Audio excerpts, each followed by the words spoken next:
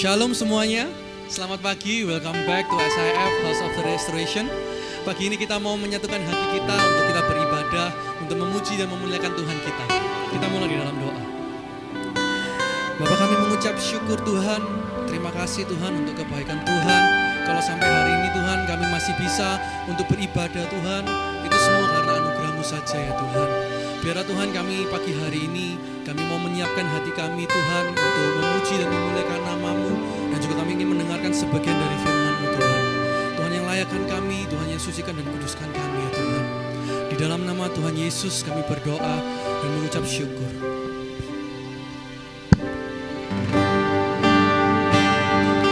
Saudara, seberapa banyak kita pada belakangan ini kita memakai waktu kita untuk kita memuji dan memuliakan Tuhan. Kita mau ambil kesempatan ini saudara-saudara. Kita mau ambil kesempatan ini untuk kita benar-benar menyatukan hati kita, menyatukan pikiran kita, menyatukan penyembahan kita di dalam jadi satu Tuhan, saudara-saudara. Kita mau untuk memuji Tuhan kita. Kita bersama-sama memuji Tuhan kita.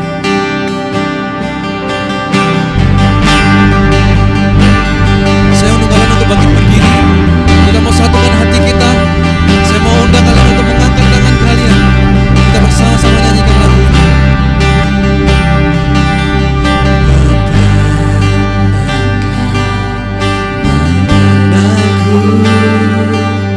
Lebih dari siapapun,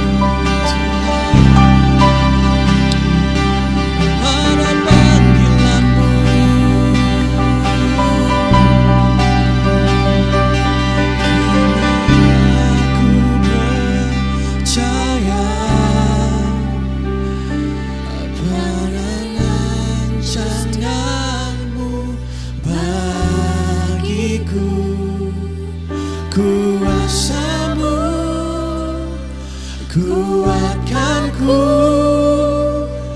dasarku berharap. Kini aku berserah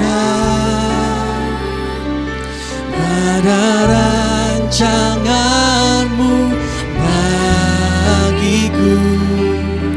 Ku ikuti panggilan-Mu, ku kan setia sampai akhir hidupku.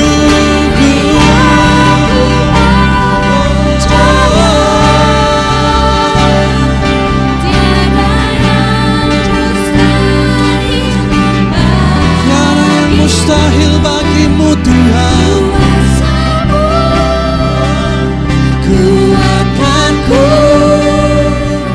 dasarku berharap. Kini aku berserah pada rancangan-Mu bagiku. Ku ikuti panggilan-Mu, ku kan setia sampai akhir hidupku.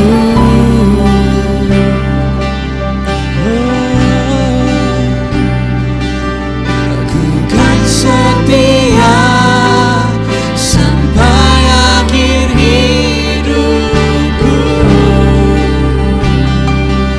Kami kan setia Tuhan, ku kan setia sampai akhir hidupku.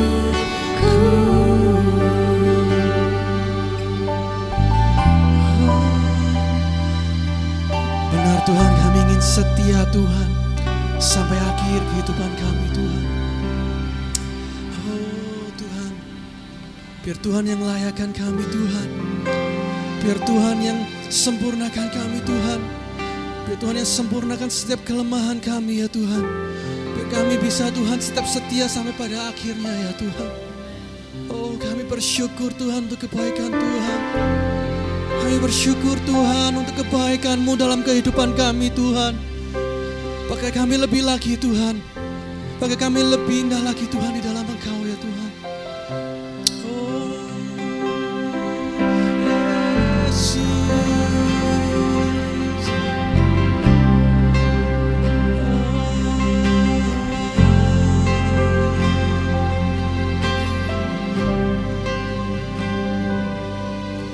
Seperti wanita mengurapimu, menangis di bawah kaki-Mu.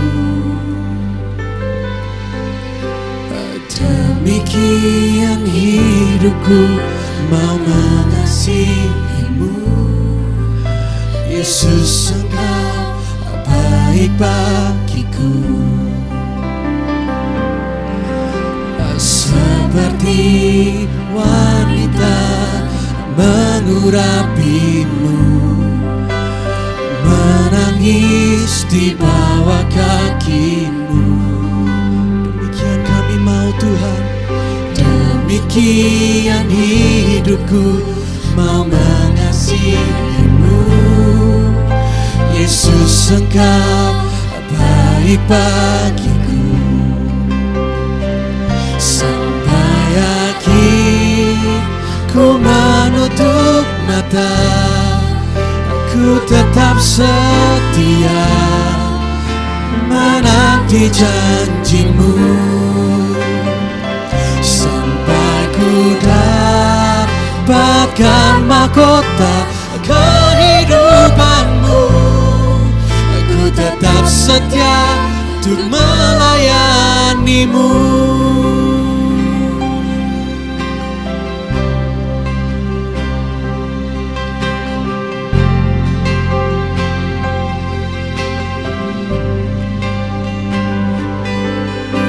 Seperti wanita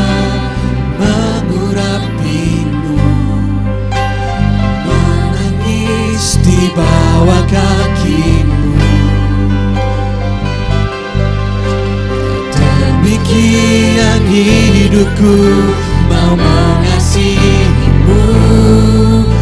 Yesus, Engkau baik bagiku. Sekali lagi, seperti wanita menggurapimu, menangis di bawah kakimu. Oh, demikian Tuhan, demikian hidupku mau mengasihimu. Yesus, Engkau baik bagiku. Sampai akhir ku menutup mata, ku tetap setia menanti janjimu. Sampai ku dapatkan mahkota kehidupanku, ku tetap setia untuk melayanimu. Sampai akhir ku menutup mata, ku tetap setia menanti janjimu.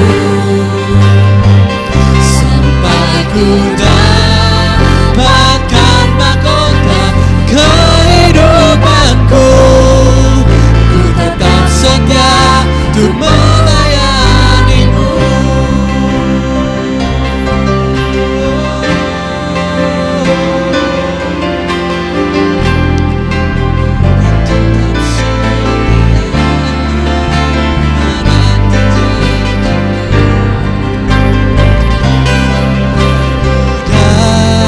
Dapatkan mahkota kehidupanku, ku tetap setia untuk melayanimu.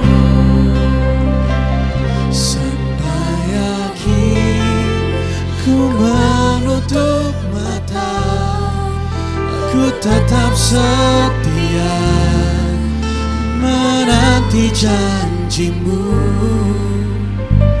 Sampai ku dapatkan mahkota kehidupanku, ku tetap setia untuk melayanimu. Sampai akhir ku menutup mata, Ku tetap setia menanti janjimu.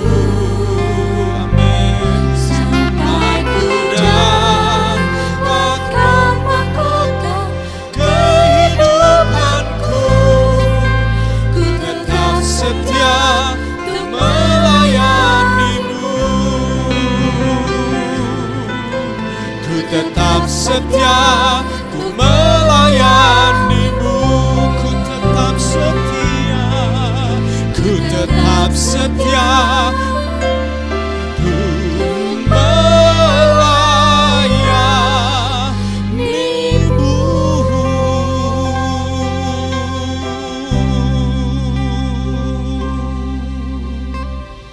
Haleluya, haleluya. Terima kasih Tuhan, terima kasih Tuhan, terima kasih Tuhan. Terima kasih Tuhan, terima kasih Tuhan. Haleluya. Amin, amin, amin. Haleluya. Puji Tuhan. Puji Tuhan, saudara-saudara. Di tengah-tengah segala ketidakpastian ini, saudaraku, kita masih punya pengharapan yang pasti di dalam Yesus. Dan kita bersyukur pagi hari ini kita bisa beribadah bersama-sama, saudaraku. Dan pagi hari ini kita akan dilayani oleh hamba Tuhan dari Malang, Bapak Pendeta Suronotan. Beliau akan melayani kita pagi hari ini. Buka hatimu dan buka segala keberadaan kita. Izinkan firman Tuhan, pedang yang bermata dua ini akan memisahkan sumsum dan tulang, memisahkan perkara-perkara yang kita masih bertanya-tanya. tetapi ketajaman firman Tuhan akan menolong saudara-saudara dan saya untuk melakukan kebenaran firman Tuhan dengan pasti, dengan yakin. Tuhan memberkati saudara-saudara dan silakan saudara duduk dan kita akan dengarkan firman Tuhan bersama-sama. Saya persilahkan untuk Pak Surono mengambil kesempatan dan waktu ini. Tuhan memberkati kita semua. Shalom Bapak Ibu, Saudara yang dikasihi oleh Tuhan Yesus. Sangat bersyukur kepada Tuhan pada kesempatan ini kembali kita bisa bersama-sama berjumpa di dalam kasih Tuhan kita Yesus Kristus dalam ibadah kita pada kesempatan ini. Saya sangat bersyukur untuk kesempatan bisa membagikan berkat firman Tuhan kepada saudara sekalian, dan saya ingin menyapa seluruh jemaat SIF House of Restoration di Surabaya. Saya percaya kita semua ada dalam pemeliharaan Tuhan. Nah, mari sama-sama sebelum kita akan belajar dari firman Tuhan, kita akan terlebih dahulu berdoa. Mari kita satu hati dalam doa. Bapa di dalam surga, kami datang kepadamu saat ini ya Tuhan. Kami buka hati kami untuk kami bisa mendengarkan wejangan dari firman Tuhan, yang kami percaya Tuhan, pasti firman-Mu akan menjadi terang bagi setiap langkah kehidupan kami. Mari Tuhan, pakai hamba-Mu dengan segala keterbatasannya, biar kekuatan Tuhan akan menjadi nyata atasnya.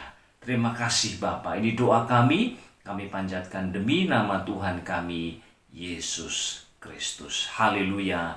Amin. Nah, saudara, kita sedang mengikuti sebuah khotbah seri ya dengan tema besar mengejar keserupaan dengan Kristus, dan kita tiba pada frase taat ya, taat sampai mati ya, sebuah ekspresi yang menekankan ketaatan yang total ya, ketaatan yang nol kompromi. Saudara, dan tentu saja ini frase diambil dari Filipi pasal 2 ayat yang ke-8 yang demikian bunyinya, dan dalam keadaan sebagai manusia ia telah merendahkan dirinya dan taat sampai mati, bahkan sampai mati di kayu salib. Nah saudara, saya ingin mengangkat sebuah kutipan ya dari seorang yang bernama Jack Hyles ya, yang mengatakan demikian. Anda mengekspresikan kasih melalui ketaatan. Sekali lagi, Anda mengekspresikan kasih melalui ketaatan. Nah, kalau ini, perkataan ini kita terapkan pada ayat di dalam pasal yang kedua ayat yang ke-8 surat Filipi tadi ya, maka sesungguhnya ketaatan yang dikerjakan oleh Tuhan Yesus itu dimotivasi oleh kasih. Itu adalah wujud daripada kasihnya, pertama-tama kepada Bapa, lalu juga kepada dunia ini. Dan rupanya Bapak Ibu Saudara yang dikasihi oleh Tuhan Yesus, rupanya itulah yang kemudian membuat Tuhan Yesus memiliki ketetapan hati yang solid, yang tidak tergoyahkan. Ketika harus memilih apakah kehendakku atau kehendak Bapa, maka dia selalu akan mengutamakan kehendak daripada Bapanya.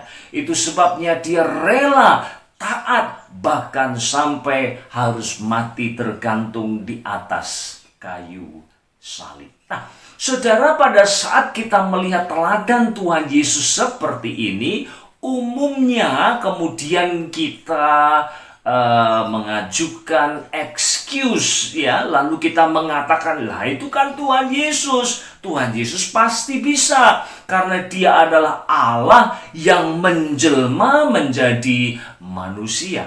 Saudara, nah itu sebabnya saya mau ajak kita akan melihat ketaatan ya dari manusia ya yang tercatat di dalam Injil Yohanes pasal yang kedua, saudara. Nah, nanti kita akan belajar beberapa ya pelajaran rohani yang penting mengenai ketaatan itu. Dan kita semua tahu ya di pasal 2 Injil Yohanes mulai ayat yang pertama, saudara, kita menjumpai mujizat pertama yang dibuat oleh Tuhan Yesus, yaitu mengubah air menjadi anggur di perjamuan yang ada di Kana itu.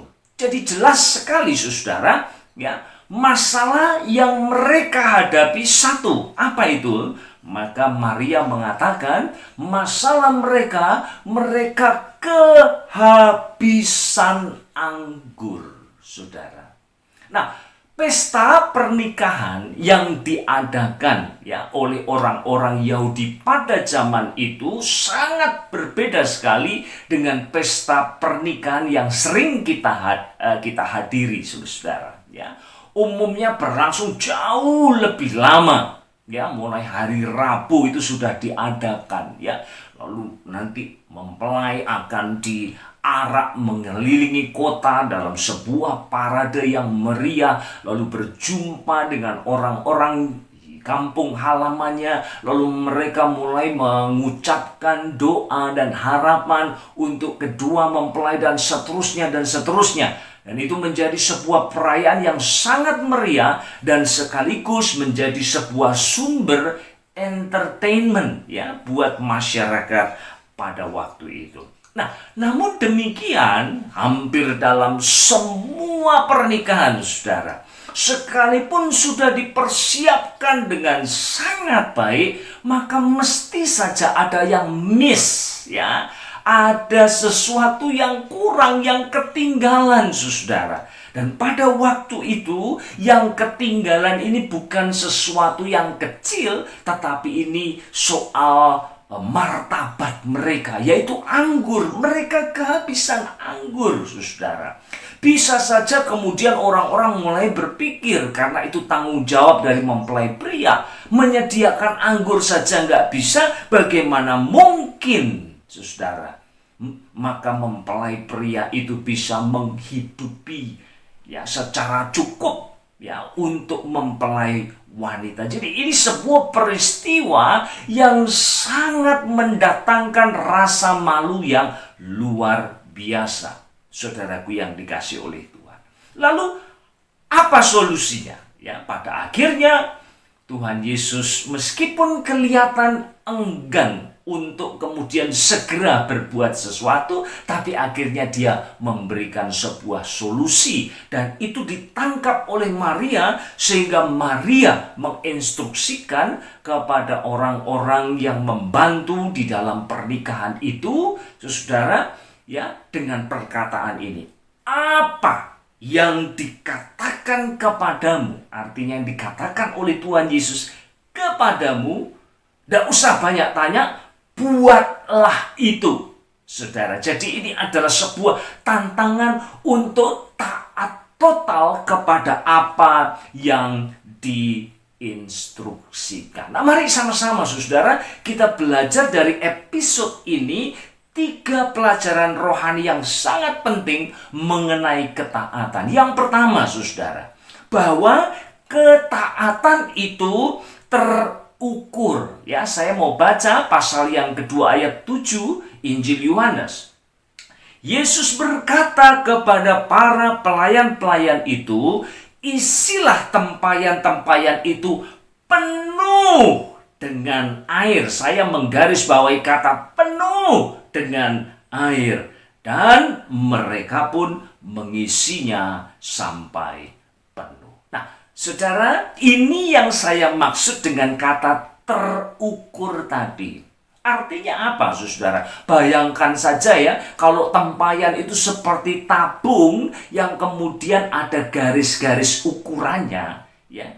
Maka seberapa banyak yang diisikan di dalam tempayan itu, maka sebegitu pula, sejauh itu pula yang mereka akan dapat. Itu maksud dari terukur. Kalau diisinya penuh, mereka akan dapat penuh. Kalau diisi 3/4, 3/4 yang mereka dapat, saudaraku yang dikasih oleh Tuhan. Dan itulah salah satu ciri penting dari ketaatan, bahwa ketaatan itu selalu terukur, saudara.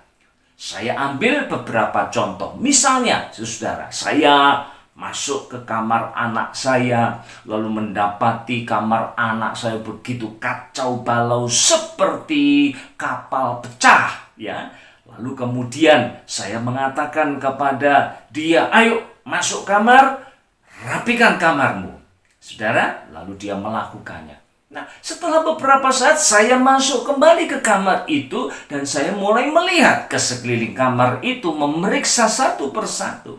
Nah, saya akan segera bisa mengukur ketaatan dari anak saya. Ya, kalau saudara yang rapi kok cuma di meja belajarnya saja, yang lain kok masih belum, saudara, maka barangkali saya segera berpikir, pasti dia merapikan kamarnya ini tidak lebih dari 5 menit. Mungkin hanya 3 menit saja, ya salah-salahan saja. Tapi kalau saya masuk, saudara, hampir seluruh bagian dari kamar itu tertata dengan rapi, maka saya tahu bahwa anak saya telah taat secara total. Dia menganggap instruksi saya itu sedemikian seriusnya, lalu dia mengambil waktu untuk melakukan segala sesuatu supaya dia bisa taat sepenuhnya kepada apa yang saya katakan kepadanya. Contoh lain, saudara, saya tahu misalnya ini kembali hubungan orang tua anak, saudara, ya. Umpamanya saya tahu anak saya besok akan menghadapi tes, ya. Lalu saya ingatkan dia, ayo belajar, ya. Saudara, lalu beberapa hari kemudian dia datang kepada saya dan menunjukkan kepada saya hasil daripada tesnya.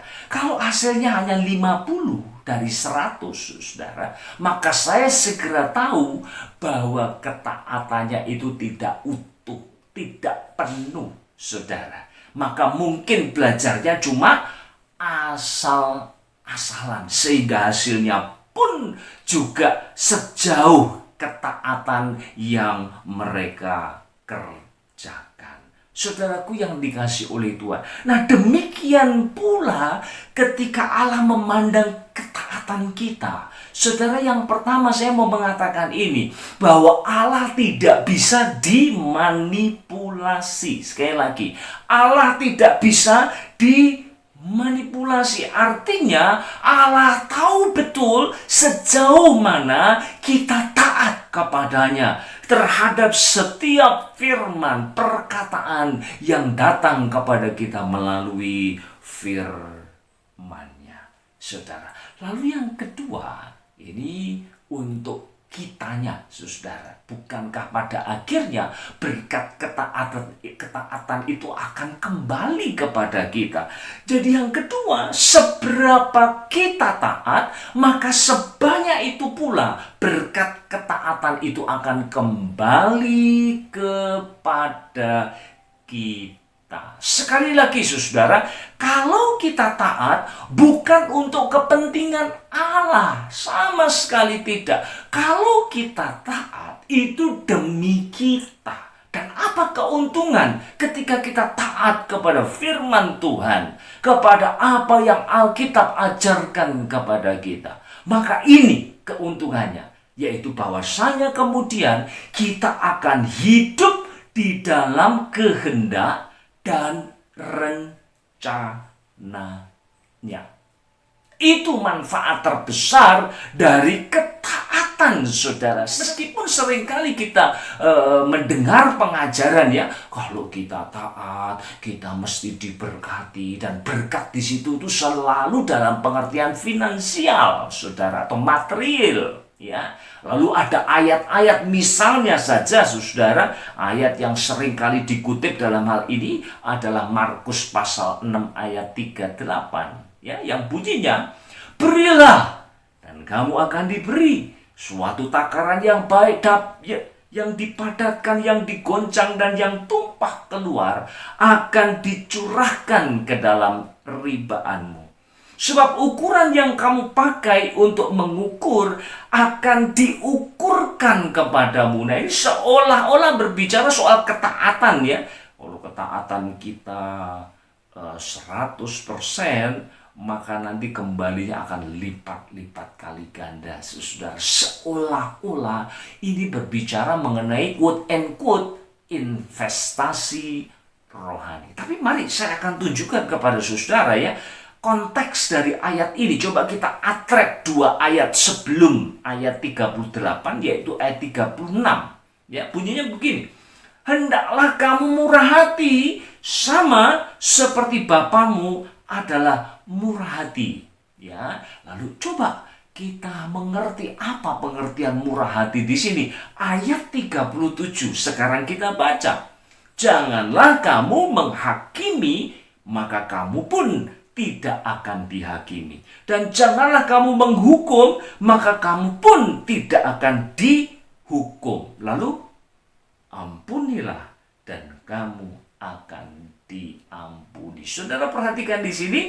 Jadi yang dimaksud tadi di dalam ayat yang ke-38, saudara, ya, itu sama sekali tidak ada hubungannya dengan investasi rohani tadi. Tidak, saudara. Sama sekali tidak. Tetapi itu berbicara mengenai pengampunan. Sama seperti kita harus mengampuni sesama kita, maka Allah pun juga akan mengampuni kita. Nah, sampai di sini, saudara, mungkin saudara kecewa. Ya, kalau begitu apa dong berkat ketaatan? Kalau saya sudah taat, saya dapat apa? Saudara, ya saya mau kutip. Ya, ini sebuah kutipan yang sangat baik dari Ellen Redpath. Ya, yang bunyinya begini.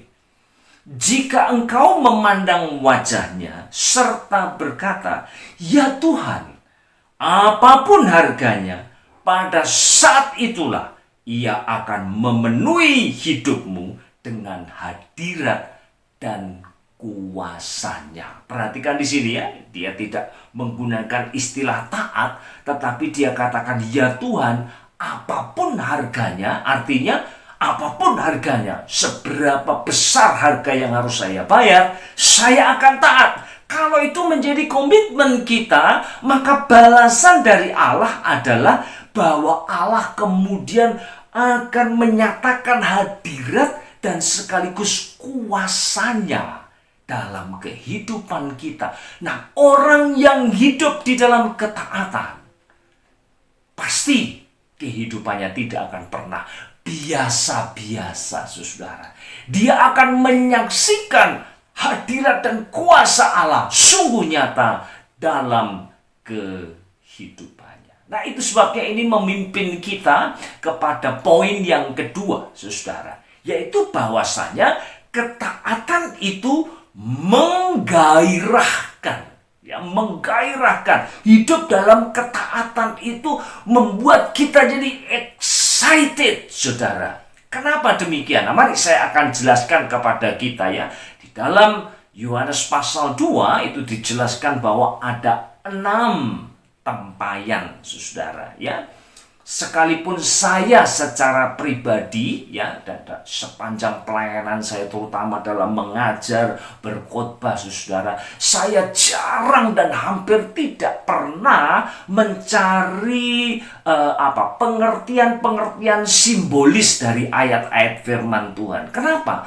Karena itu bisa jadi sangat berbahaya, ya, menjadi begitu subjektif. Tergantung pada orang yang melihat dan memaknai simbol tersebut, saudara.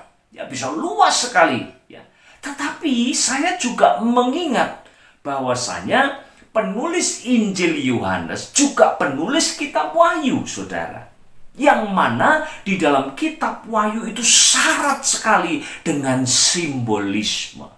Jadi kalau saya mau angkat makna simbolis ya dari 6 tempayan itu, saudara, ya, yang Mana pada waktu itu ketika tamu berdatangan ya, biasanya ya mereka harus cuci kaki karena mereka pakai kasut yang terbuka dan tentu saja jalan yang tidak beraspal, saudara, kaki mereka kotor ya. Tetapi jelas itu juga punya makna ritual ya, untuk penyucian, untuk pembersihan tubuh. Disinilah kita melihat signifikansi dari mujizat itu, saudara. Bahwasanya ritual-ritual keagamaan ya, yang dikerjakan secara ketat ya, dengan sungguh-sungguh ritualnya detail dikerjakan, tetap saja ritual keagamaan itu sifatnya mati, saudara. Dan hanya kehadiran Tuhan Yesuslah yang akan membuat kehidupan kekristenan kita itu menjadi dinamis, saudaraku yang dikasihi oleh Tuhan. Dan saya percaya ada banyak orang Kristen yang seringkali bertanya-tanya dalam kehidupannya, kenapa ya kok si A, si B, si C ya kehidupan kekristenannya itu kok luar biasa.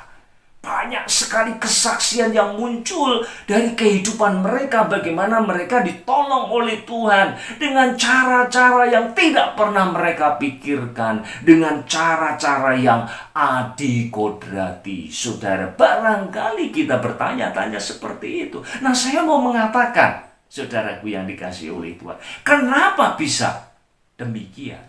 Maka saya percaya jawabannya adalah karena mereka berjalan bersama dengan Allah dalam ketaatan. Dan ketaatan itu selalu membuat kehidupan kita penuh dengan gairah. Dengan kata lain, selalu ada antisipasi terhadap perkara-perkara yang besar yang Tuhan akan kerjakan di dalam kehidupan kita. Saudaraku yang dikasihi oleh Tuhan. Nah, di sini saya mau kembali mengutip ya perkataan dari G.C. Ryle ya, yang menggarisbawahi kebenaran ini, saudara. Dia mengatakan demikian, ketaatan itu segala-galanya. Itu adalah, perhatikan di sini, iman yang berwujud atau iman yang diwujudkan dalam tindakan, ya. Iman yang bertindak dan yang dinyatakan. Itulah sesungguhnya ujian pemuritan yang sejati. Jadi kalau demikian, saudara, kalau kita berbicara mengenai iman kita, mengenai kasih kita kepada Allah, saudara, bukan kehadiran kita di gereja, bukan seberapa banyak kita memberi kolekte, bukan berapa banyak kita ikut terlibat dalam pelayanan-pelayanan gerejawi, saudara, tapi ukuran dari pemuritan kita. Apakah saya adalah murid Kristus? Apakah saya sedang menjadi seperti Kristus? Maka ukurannya adalah ketaatan kita. Dan ketaatan kita itulah yang kemudian membuat kehidupan kita sekali lagi akan menjadi sebuah kehidupan yang penuh dengan dinamika. Tidak datar-datar saja. Ini kalau nyanyinya nggak do terus, saudara. Atau nyanyi ya dengan banyak not, tetapi nyanyinya datar saja, tidak ada crescendonya, makin kerasnya, ya. Tidak ada fortissimonya ketika harus dinyanyikan dengan keras, diekspresikan. Tidak ada, saudara. Jadi kehidupan kekristenan kita menjadi begitu flat. Kenapa? Karena yang kita kerjakan itu ritualisme saja. Tetapi tidak ada Kristus yang menghidupkan kehidupan kita. Saudaraku yang dikasihi oleh Tuhan. Maka sekarang tantangannya buat kita. Saya kira kita tidak boleh hanya melihat orang lain dan mengagumi bagaimana Tuhan bekerja dalam dan melalui hidup mereka. Saudara, kita tidak boleh hanya sampai di situ saja. Tetapi kita sendiri, saudara, kita harus menjadi orang Kristen yang sungguh-sungguh mengalami pengalaman-pengalaman yang besar bersama dengan Allah. Dan kalau saudara tanya kepada saya, apa kuncinya, Pak? Satu saja, ketaatan. Hiduplah dalam ketaatan, dan itu berarti saudara akan hidup dalam rencananya, dan hidup dalam rencananya saudara akan melihat bagaimana Allah bekerja dengan cara-cara yang tidak biasa. Saudaraku yang dikasihi Tuhan. Yang terakhir sekarang, kebenaran yang terakhir, bahwa ketaatan itu adalah jaminan. Saudara, Alkitab mengatakan bahwa ketaatan adalah jaminan. Ya, jaminan dari apa? Nah, mari kita akan sama-sama melihat, saudaraku yang dikasihi oleh Tuhan. Nah, di dalam Injil-Injil, ya, itu tercatat kurang lebih mendekati 40 mujizat yang dilakukan oleh Tuhan Yesus. Ada yang mengatakan sekitar 37, 38, 39 ya, mujizat yang dikerjakan oleh Tuhan Yesus. Sekalipun di ujung daripada Injilnya, maka Rasul Yohanes mengatakan sebenarnya masih banyak lagi mujizat yang dikerjakan oleh Tuhan Yesus, tapi yang dia catat dalam Injilnya hanya 7 saja, saudara. Nah, itu dengan maksud tertentu ya. Nanti mungkin lain kali bisa dibicarakan juga ya, entah dalam PA atau dalam firman Tuhan seperti ini, saudaraku. Tapi ada 37 mujizat ya. Dan mujizat yang pertama adalah mujizat mengubah air jadi anggur, saudara. Sekalipun itu merupakan sebuah mujizat yang cukup dahsyat ya. Tetapi beberapa teolog, beberapa penafsir mengatakan ini tidak seberapa kalau dibandingkan dengan mujizat ya, menghidupkan orang dari kematian, saudara, atau menyembuhkan orang yang buta sejak lahir. Jauh spektakuler. Kenapa? Karena mujizat yang pertama ini sebenarnya tujuannya hanya untuk menyelamatkan muka daripada keluarga yang sedang mengadakan perjamuan nikah itu. Tidak lebih daripada itu, saudara. Itulah yang mau dilakukan oleh Tuhan Yesus. Nah, pada saat saya memahami itu, lalu kemudian saya merenung dalam hati saya, kalau demikian, saudara, Allah kita di dalam Tuhan kita Yesus Kristus, Dia peduli mulai dari hal yang kecil seperti menyelamatkan muka kita, sampai dengan perkara-perkara besar yang Beliau kerjakan di dalam kehidupan kita. Nah, dengan demikian kita sampai pada poin yang ketiga tadi, yang mengatakan apa? Kalau begitu, pada saat saya taat melakukan apa yang menjadi bagian saya, seturut dengan apa yang tertulis di dalam firman Tuhan, dalam Alkitab, dalam kitab suci kita, saudara, maka Allah akan menjamin dari yang kecil sampai yang besar di dalam kehidupan kita, saudara.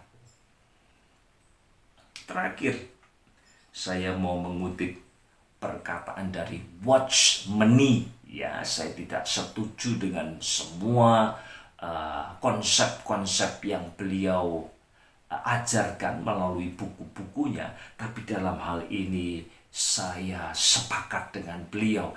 Dia katakan begini, bahwa Allah itu hanya bisa menjaga dan memelihara mereka yang menyerahkan hidup mereka kepadanya. Saudara, kalau orang tidak menyerahkan kehidupannya kepada Allah, bagaimana Allah bisa memelihara kehidupannya, kehidupan mereka, kehidupan kita, saudara dan saya? Bagaimana Allah bisa memelihara hidup saudara dan saya kalau saya tidak belajar taat? Karena hanya melalui ketaatan itulah kita hidup di dalam rencananya. Pada saat saya taat, itu berarti ada harga yang harus saya bayar.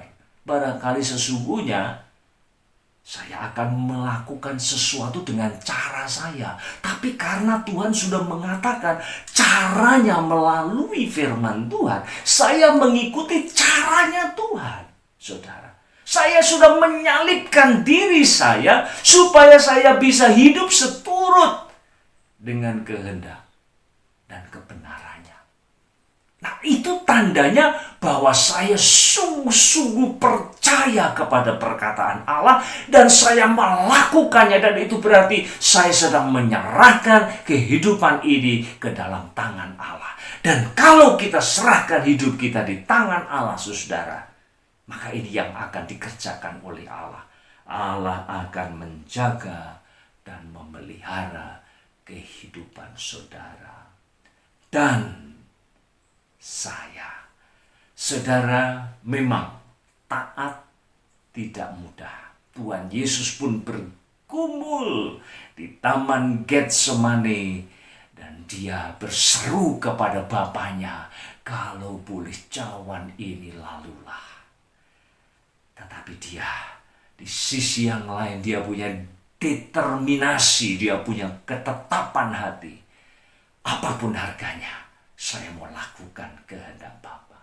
Dan akhirnya, dia ditinggikan oleh Bapa. Dan dia menyandang nama di atas segala nama. Saudaraku yang dikasihi oleh Tuhan, mari kita sama-sama akan belajar untuk taat kepada setiap perkataan Allah, setiap kehendak Allah, setiap pengajaran, instruksi yang dinyatakan oleh Allah melalui firman-Nya. Saya percaya saudara akan terkagum-kagum. Saudara hidup di dalam sebuah kehidupan yang mana hadirat dan kuasa Allah dinyatakan dengan cara-cara yang luar biasa. Puji Tuhan, saudara, mari kita akan sama-sama akhiri firman Tuhan dengan sebuah doa. Kita tunduk kepala dan berdoa. Bapa di dalam surga, kami sungguh bersyukur firman-Mu kembali mengingatkan kami kepada satu hal yang sebenarnya hampir sudah sangat sering sekali kami mendengarnya. Tapi kami percaya Tuhan, bahwa inilah jalannya, inilah kuncinya kalau kami mau hidup di dalam rencana-Mu.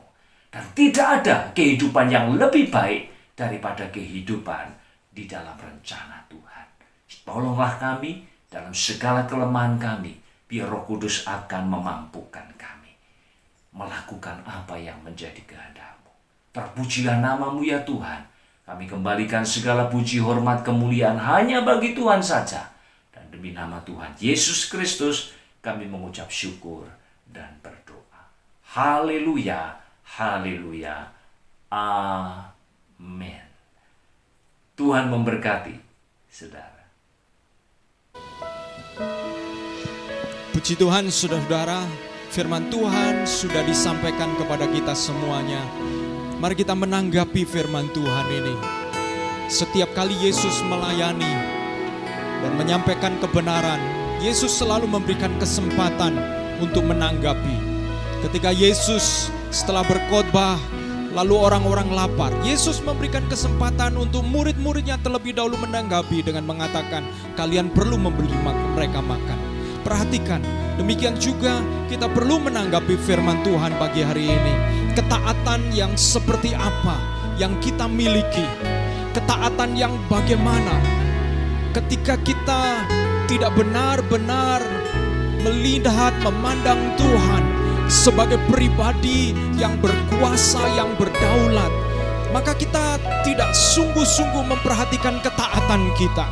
Seringkali sifat kemanusiaan kita baru taat setelah kepepet, kita baru taat setelah kena tilang, kita baru taat setelah kecelakaan, kita baru taat setelah kita menghadapi sesuatu yang membuat kita tidak punya jalan lain selain taat. Saudaraku, taatlah karena engkau mengasihi Tuhan. Karena maka ketaatanmu, engkau akan hidup dan engkau akan berada di dalam rencana Allah. Karena ketaatanmu adalah karena engkau mengasihi Tuhan. Mari kita akan membuka dan mempersilahkan Tuhan menyelidiki hati kita. Kita nyanyikan pujian ini. Haleluya. Selidiki aku, selidiki aku, lihat hatiku.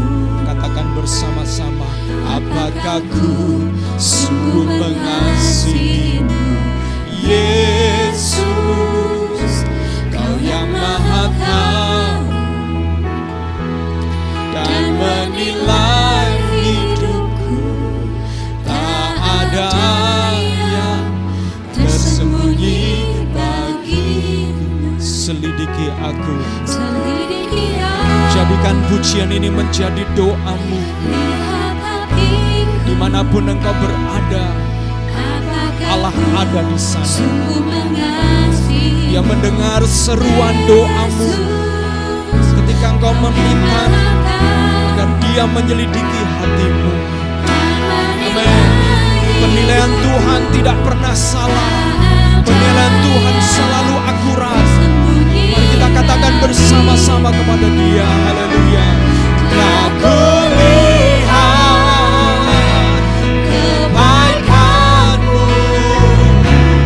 yang tak pernah habis di hidupku. Ku berjuang sampai akhirnya. Kau dapati aku tetap setia.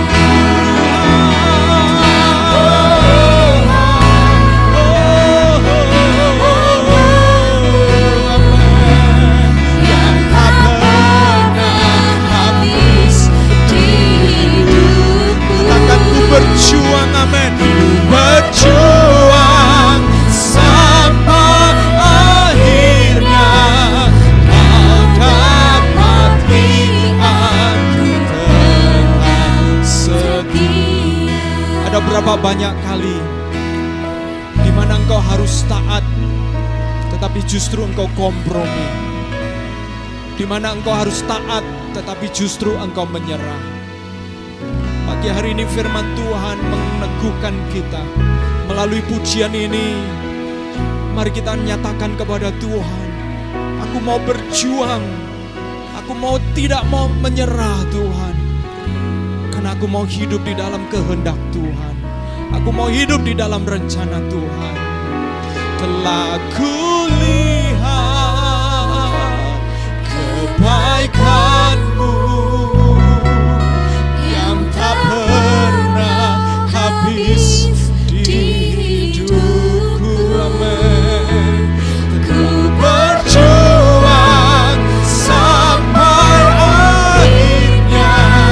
Kau dapati aku tetap setia. Ku berjuang, ku berjuang sampai akhirnya. Kau dapati aku tetap setia. Katakan bersama, ku berjuang sampai akhirnya. Kau dapati aku tetap setia.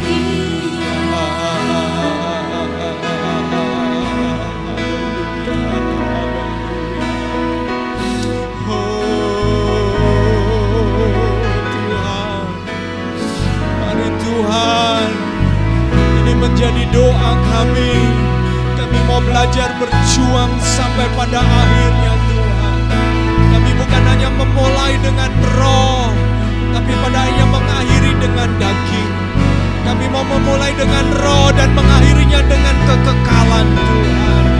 Kami mau menabur ya Tuhan, benih-benih yang benar.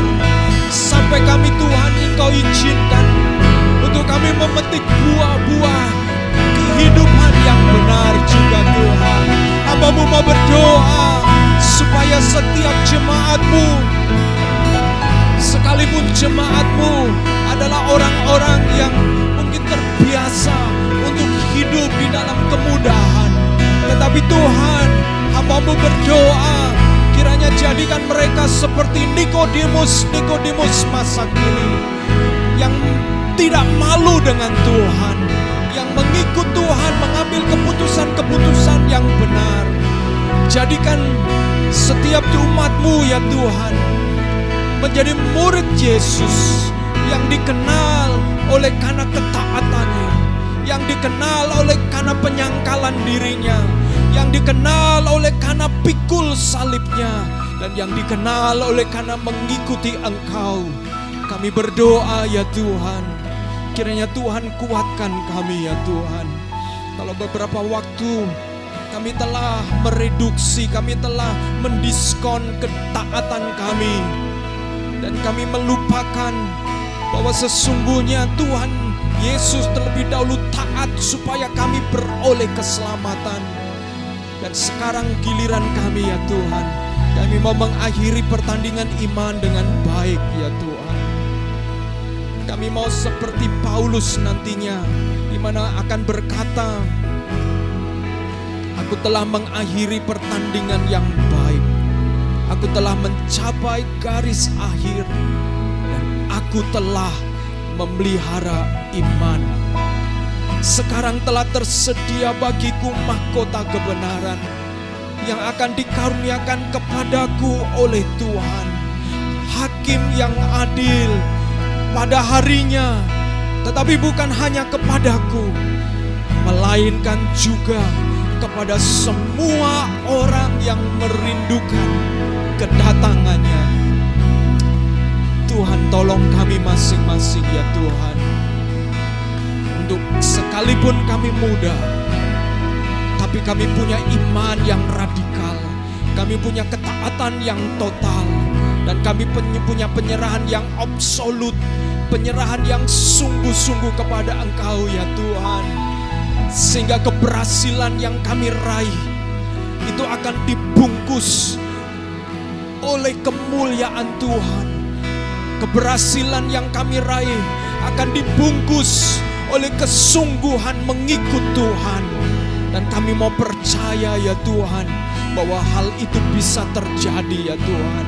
Kalau dunia mengatakan bahwa tidak mungkin melakukan kebenaran tanpa kompromi pada akhirnya, Tuhan, kami mau mengatakan kepada dunia, bersama dengan Tuhan kami mau belajar untuk taat mengikut Engkau ya Tuhan. Terima kasih Tuhan. Terima kasih Tuhan. Saudara-saudaraku yang kekasih, apabila Engkau saat ini sedang bergumul dengan ketaatan, saya mengajak Engkau bangkit berdiri bersama-sama untuk sekali lagi menyerahkan hidupmu kepada Tuhan. Dan mari kita akan datang menerima berkat Tuhan, sehingga Engkau dan saya dikuatkan untuk menjadi pelaku-pelaku firman Tuhan. Saudara-saudaraku, bangkitlah berdiri dan terimalah berkat Tuhan. Kiranya Tuhan memberkati engkau, dan kiranya Tuhan menyinari engkau dengan wajah-Nya, menjadikan engkau orang-orang yang mengerti kebenaran, yang mata hatinya dijadikan terang, sehingga engkau mengerti dan memahami kebenaran itu menjadi hidup bagimu. Dan pada akhirnya engkau akan menjadi seperti Timotius yang muda, tetapi tetap menjadi teladan di dalam perkataan, di dalam perilaku, di dalam kesucian. Sehingga pada akhirnya dunia akan mempercayai bahwa orang-orang yang hidup di dalam Tuhan adalah orang-orang yang dimampukan juga oleh Tuhan untuk menjadi inspirasi buat banyak orang. Diberkatilah pekerjaanmu, diberkatilah hubunganmu, diberkatilah studimu, diberkatilah rumah tanggamu, bahkan diberkatilah di tengah-tengah pergumulanmu. Ketika engkau belajar tetap dengan tekun, setia sampai pada akhir. Jangan menyerah, karena pada akhirnya di balik ketekunanmu ada mahkota kebenaran, ada mahkota kehidupan. Dan terimalah damai sejahtera Allah Bapa serta kasih sayang Tuhan Yesus Kristus dan penghiburan oleh karena Roh Kudus menyertai engkau dan saya mulai hari ini sampai Yesus menjemput engkau dan saya di dalam kemuliaannya bersama-sama dengan orang percaya menerima mahkota kehidupan. Haleluya. Amin, amin. Puji Tuhan. Puji Tuhan, saudaraku, saudara jangan meninggalkan tempat terlebih dahulu, karena kita akan mendengarkan pengumuman, dan dengarkan dengan baik. Kiranya Tuhan memberkati saudara-saudara. Haleluya. Shalom, apa kabar saudara? Semoga saudara selalu dalam keadaan sehat dan selalu dalam perlindungan Tuhan. Terima kasih buat saudara yang sudah ikut hadir di kebaktian online di YouTube channel SAF House of Restoration. Saya akan memberikan beberapa pengumuman.